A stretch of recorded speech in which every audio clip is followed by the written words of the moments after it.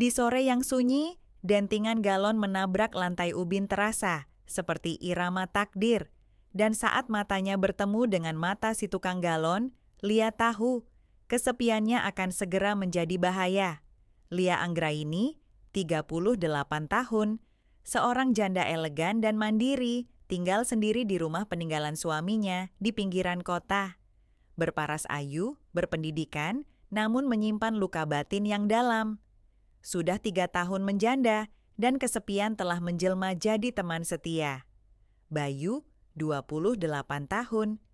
Seorang tukang antar galon air, bertubuh kekar dan bermata tajam, selalu ramah tapi jarang bicara banyak.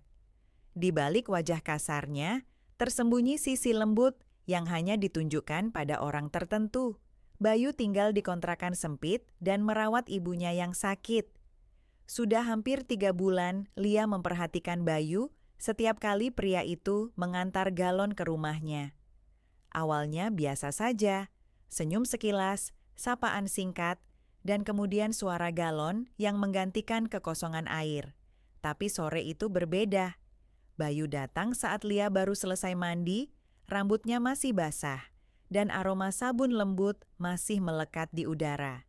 Ia hanya mengenakan daster tipis berwarna biru laut yang mengikuti lekuk tubuhnya setiap kali ia bergerak. Bayu memalingkan wajah sejenak saat matanya tak sengaja menyapu tubuh Lia, tapi telinganya memerah. Lia menangkap itu. "Maaf ya, saya kira abang biasanya datang lebih sore," ujar Lia sambil membenarkan letak tali dasternya. "Gak apa-apa, Bu.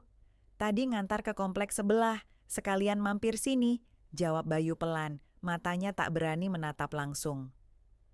Denting galon terdengar saat Bayu menurunkannya, tapi ketegangan di antara mereka sudah tidak bisa diturunkan. Lia berdiri lebih dekat dari biasanya, dan ada jeda lama sebelum ia membuka pintu dapur tempat galon diletakkan. "Kamu masih muda, Bayu. Punya pacar nggak?" Bayu menelan ludah. "Belum, Bu. Belum nemu yang cocok." Lia tertawa kecil, lembut seperti bisikan. "Mungkin kamu terlalu pilih-pilih." Bayu hanya diam, tapi matanya kini tak lagi bisa menghindar. Ada sesuatu di tatapan Lia, kelembutan, kekosongan, dan api yang nyala diam-diam. Ia bisa merasakannya, bisa menghidu bahaya, tapi tidak bisa menolak. Dan ketika tangan Lia menyentuh lengannya, hanya sebentar, seolah tak sengaja, Bayu tahu bahwa air yang ia bawa hari ini bukan satu-satunya yang akan mengisi kekosongan rumah itu. Lia berjalan pelan ke dalam rumah, lalu menoleh dari balik bahunya. "Kalau haus, masuk dulu, aku buatkan teh." Bayu berdiri di ambang pintu, ragu, tapi kakinya tak mau beranjak pergi.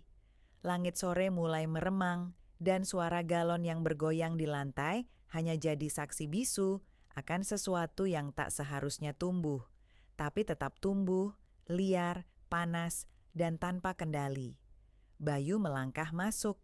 Langkahnya berat, bukan karena ragu, tapi karena tahu bahwa sekali masuk, dia mungkin tak akan bisa keluar dengan perasaan yang sama. Rumah itu terasa hangat, bukan karena suhu, tapi karena aroma tubuh Lia yang masih melekat di udara, bercampur wangi melati dan sabun cair. "Duduk saja, gelasnya ada di meja," kata Lia dari dapur, suaranya tenang tapi dalam, seperti menguji batas kesopanan. Bayu duduk, tangannya masih sedikit gemetar. Ia menatap dinding rumah, memperhatikan figura foto keluarga yang sudah berdebu. Seorang pria mendiang suami Lia barangkali, tersenyum datar di dalam bingkai. Bayu berpaling cepat. Tak lama, Lia muncul membawa 2 cangkir teh. Daster birunya sudah melekat pada kulit karena lembab.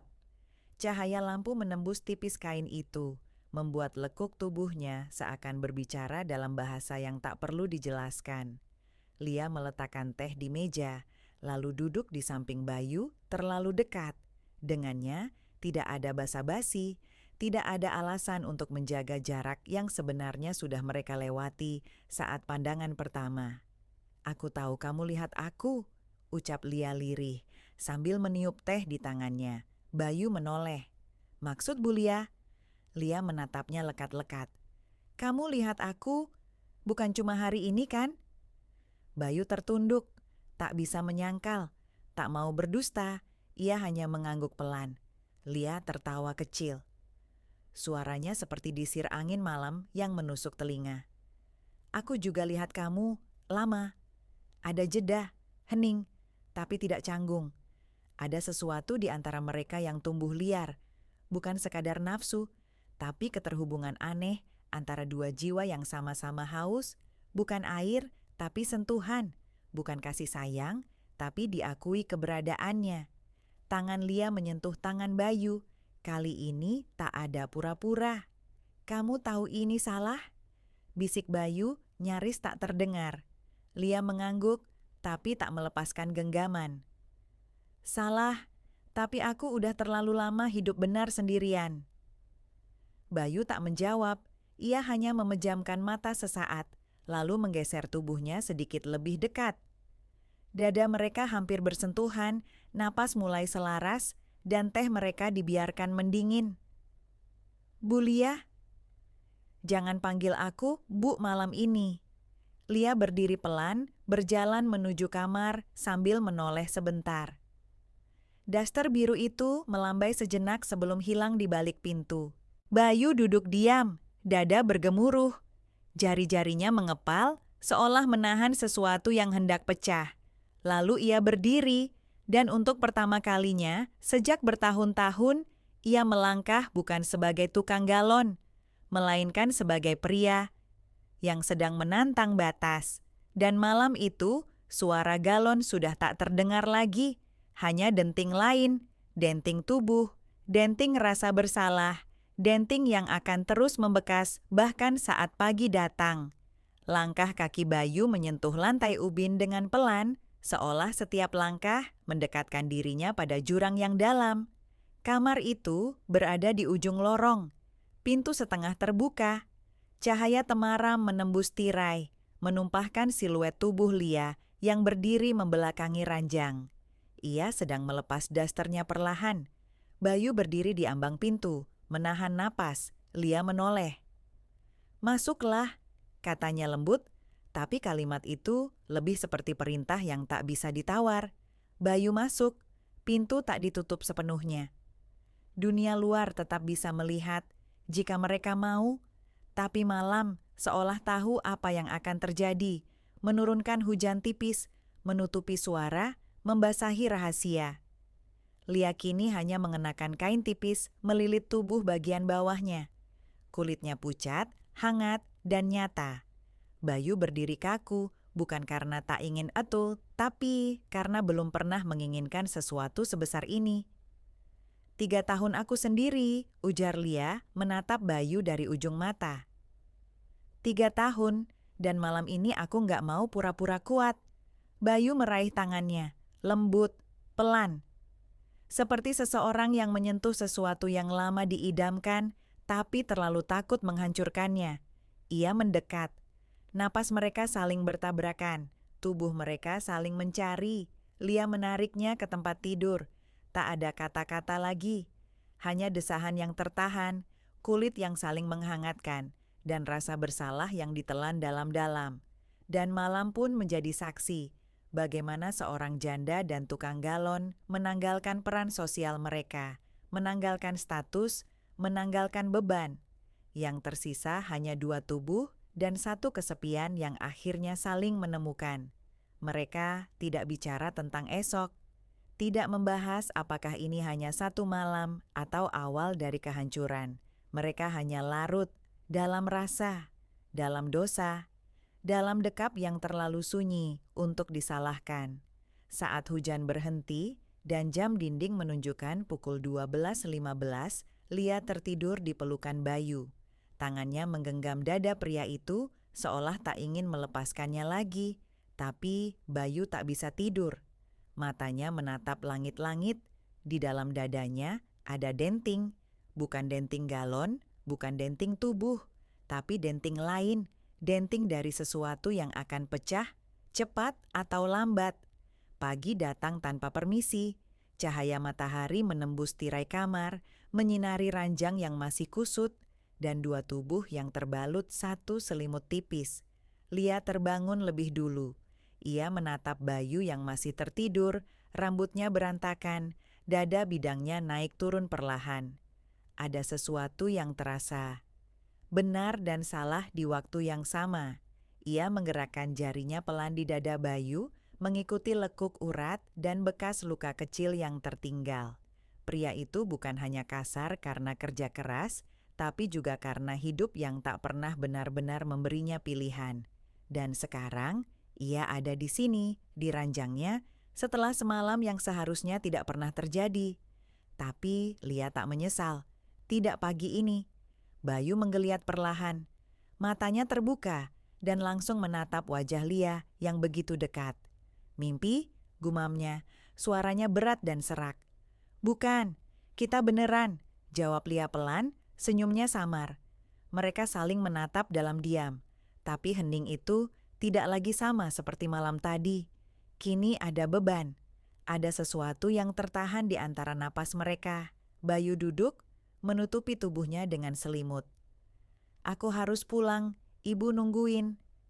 Lia mengangguk, tapi ekspresinya menegang. Ia bangkit, mengenakan kemeja tidur yang tergeletak di kursi, lalu berjalan keluar kamar. Bayu menyusul setelah berpakaian.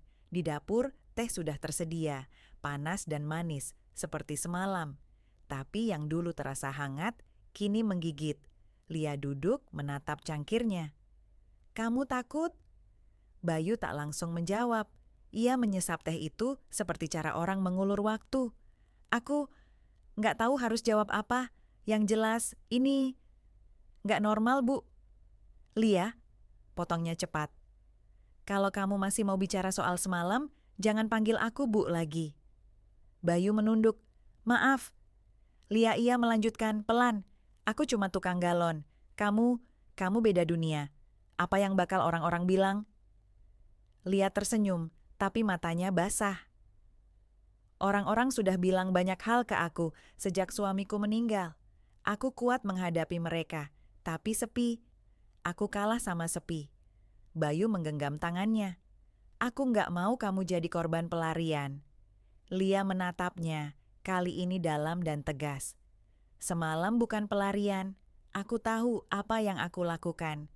Tapi kalau kamu yang merasa menyesal, aku bisa berhenti. Hening menggantung di antara mereka. Detik berdetak seperti palu di kepala Bayu. Ia ingin bilang tidak, ingin tetap di sini, ingin mengulang semalam. Tapi di luar sana, ada ibunya yang sakit, ada tetangga yang suka menggosip, ada hidup yang tak pernah bisa ia kendalikan. Bayu berdiri. Aku harus pergi sekarang, tapi aku bakal balik. Kalau kamu izinkan. Lia tidak menjawab, hanya mengangguk, lalu menatap punggung Bayu yang berjalan menjauh. Saat pintu tertutup dan suara motor tuanya mulai menghilang di kejauhan, Lia kembali duduk.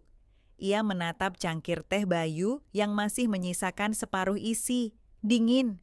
Seperti kenyataan yang baru saja kembali menyusup ke dalam rumahnya. Dan di luar, langit kembali mendung. 3 hari berlalu tanpa kabar dari Bayu. Lia mulai kembali ke rutinitas semuanya. Menyiram tanaman, menonton televisi dengan volume kecil, duduk di beranda hanya untuk menatap jalanan yang sepi. Tapi semuanya kini terasa kosong, bahkan lebih dari sebelumnya.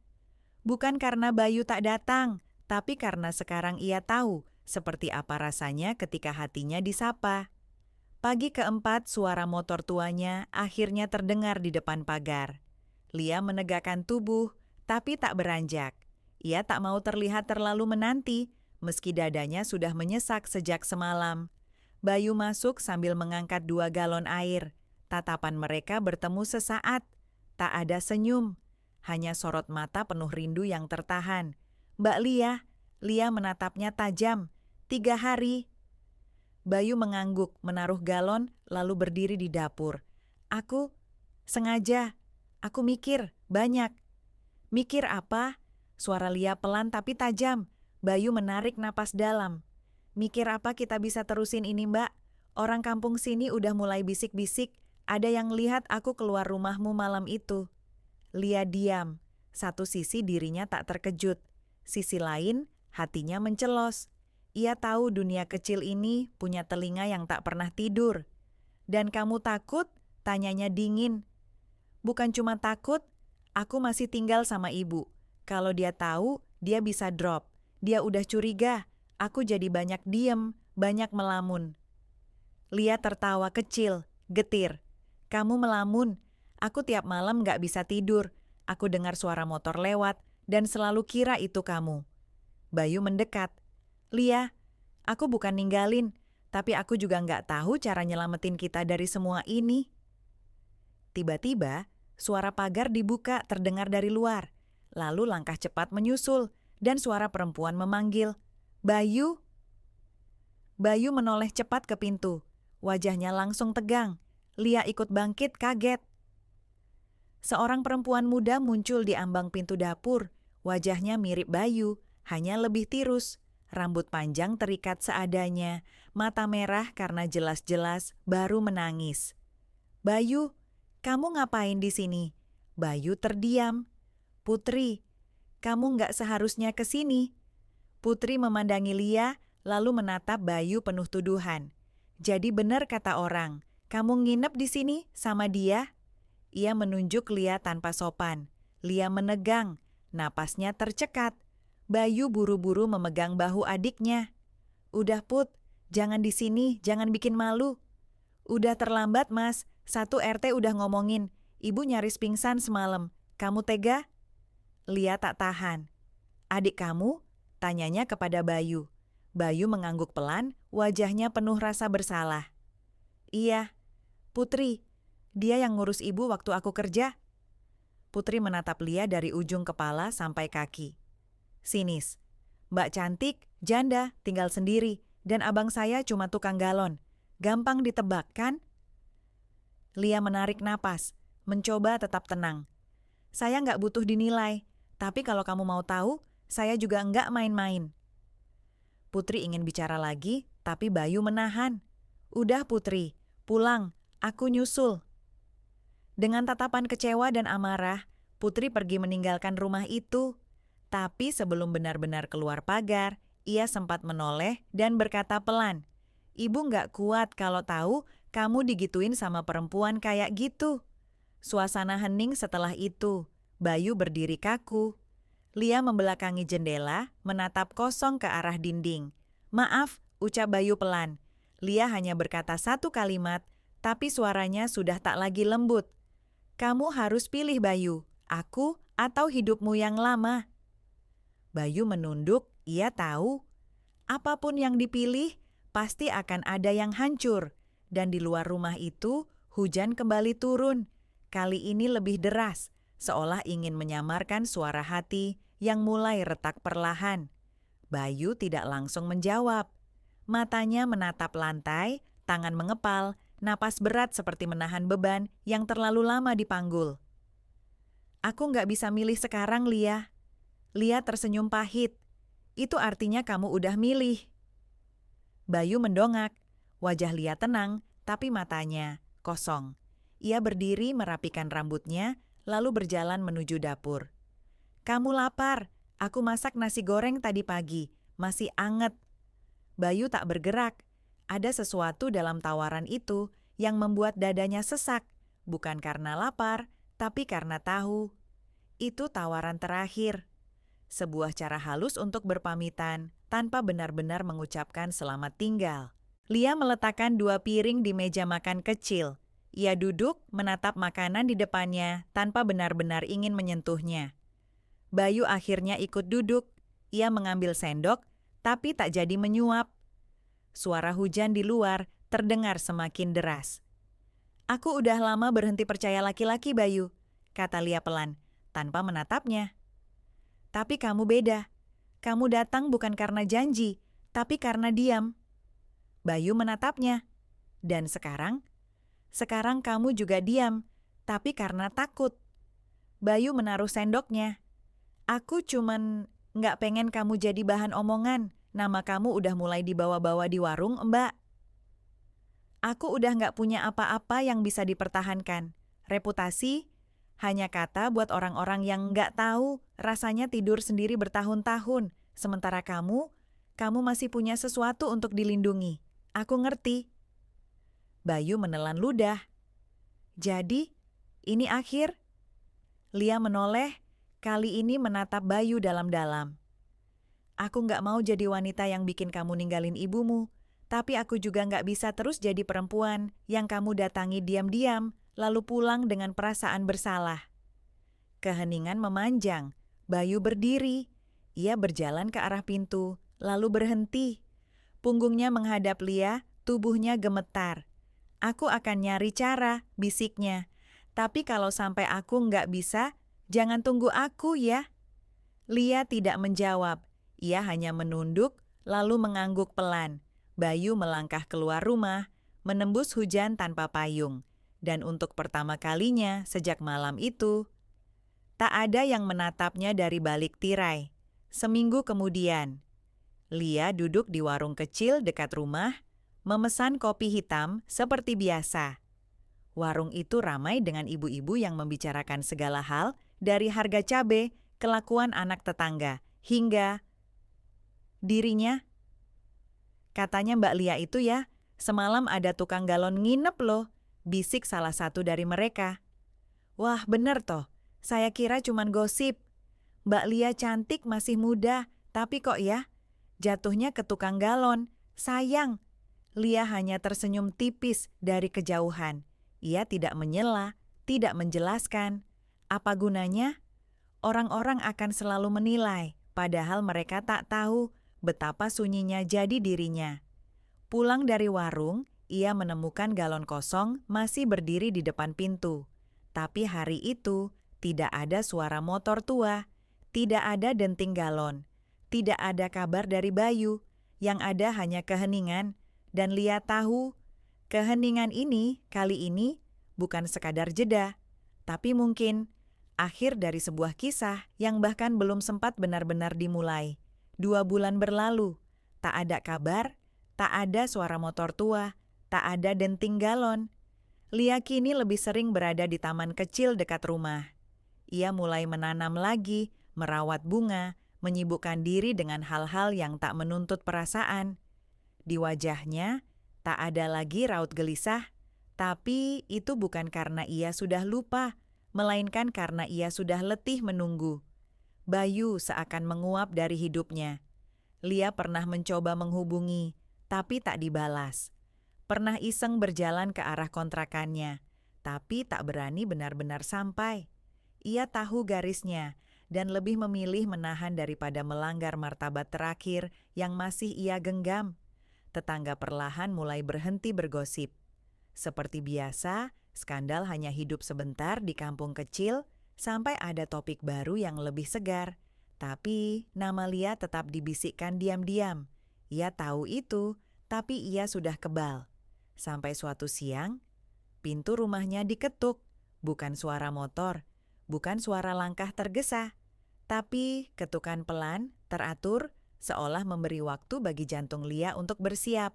Ia membuka pintu, dan di sana berdiri Bayu, lebih kurus, lebih pucat, rambutnya sedikit lebih panjang, dan mata itu, mata yang dulu tajam tapi hangat, kini tampak lelah, seperti telah melewati sesuatu yang berat. Bayu, halo Lia. Mereka saling diam beberapa detik. Boleh aku masuk? Lia tak menjawab. Ia hanya membuka pintu lebih lebar.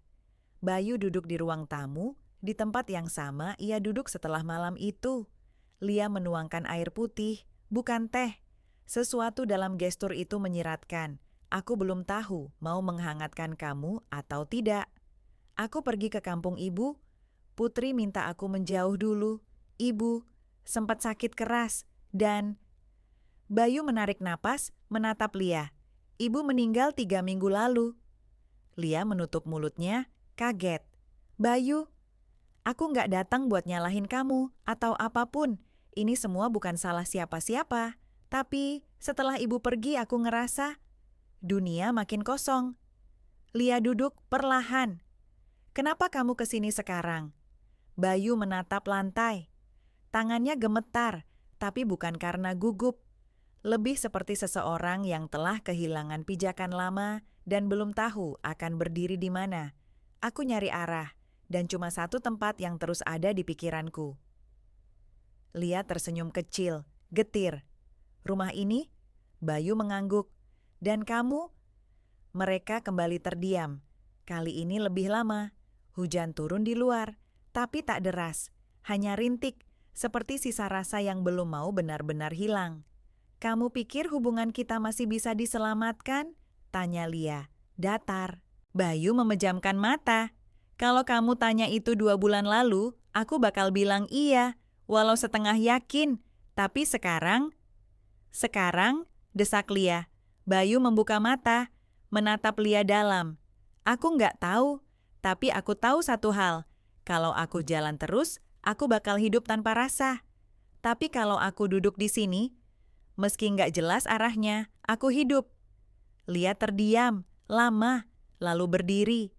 Ia berjalan ke dapur, mengambil galon kosong yang masih berdiri di sudut sejak terakhir Bayu datang. Ia menyerahkannya ke pria itu. Kamu masih kerja galon? Bayu menggeleng. Enggak, sekarang bantu-bantu di toko bahan bangunan. Gaji lebih kecil, tapi nggak perlu ngantar. Lia menyerahkan galon itu pelan. Kalau kamu udah nggak jadi tukang galon, dan aku bukan janda yang kesepian lagi, mungkin kita bisa mulai dari nol? Bayu menatap galon itu, lalu tertawa lirih. Mulai dari galon kosong ya. Lia tersenyum. Isinya bisa kita tentukan pelan-pelan. Dan mereka berdiri di ambang pintu. Di luar, hujan masih rintik. Tak ada pelukan, tak ada ciuman. Tapi di udara, ada sesuatu yang belum mati. Sesuatu yang tidak lagi sekadar rasa, tapi kemungkinan. Malam itu, Bayu tidak pulang. Tapi tidak seperti malam-malam sebelumnya yang penuh gairah dan diam-diaman. Kali ini mereka hanya duduk di ruang tengah, mendengarkan hujan di luar, saling bercerita tentang masa kecil, luka, dan hal-hal yang tidak pernah sempat mereka bagi dulu, saat tubuh bicara lebih dulu daripada hati. Tak ada pelukan malam itu, tak ada ciuman, hanya 2 orang yang akhirnya bisa melihat satu sama lain tanpa topeng rasa bersalah. Sebelum tidur, Lia berkata pelan, kalau kita gagal, aku nggak akan menyesal. Tapi kalau kita nggak coba lagi, itu penyesalan yang nggak akan pernah selesai. Bayu menatapnya. Kali ini tanpa ragu, aku nggak mau ninggalin kamu lagi. 6 bulan kemudian, Lia berdiri di depan toko bangunan sederhana yang baru dibuka sebulan lalu. Di pelangnya tertulis, Toko Air and Bahan, Bayu and Lia. Nama yang sederhana, tapi cukup jadi bahan gunjingan di awal. Kini, warga sekitar mulai terbiasa. Bahkan beberapa ibu-ibu yang dulu paling keras menggibah, mulai berutang sak semen dan numpang angin di tokonya setiap siang. Putri adik Bayu sesekali datang membantu kasir. Sikapnya belum sepenuhnya hangat, tapi setidaknya ia sudah tidak menghindari pandangan Lia.